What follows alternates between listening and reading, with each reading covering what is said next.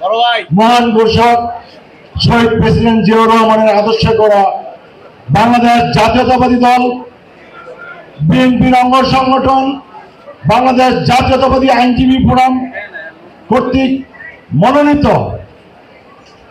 Advocate সরকার হুমায়ুন কবির ও advocate HM. Anwar Pradhan প্যানেলের পরিচিতি অনুষ্ঠানে আজকের এই অনুষ্ঠানের সম্মানিত সভাপতি, উপস্থিত বিজ্ঞ সিনিয়র আইনজীবীবৃন্দ, আমার সহপাঠী জুনিয়র আইনজীবীবৃন্দ, আসসালামু আলাইকুম।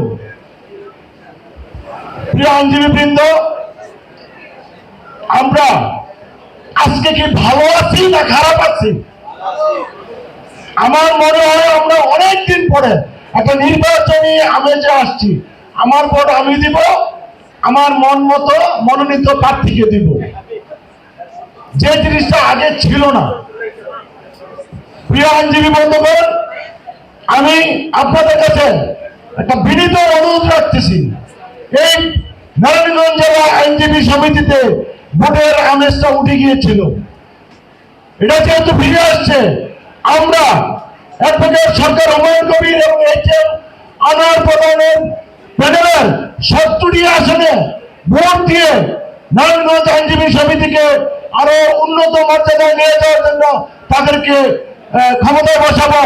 আপনারা সকলেই স্বাধীনতার সপক্ষে শক্তি, বাংলাদেশ জাতীয়তাবাদী আইনজীবী ফোরামের মনোনীত প্যানেল, তারেক জিয়ার প্যানেল, বেগম খালেদা জিয়ার প্যানেল, এইচ.এম. আনোয়ার প্রধান ও সরকার হুমায়ুন কবির ও এইচ.এম.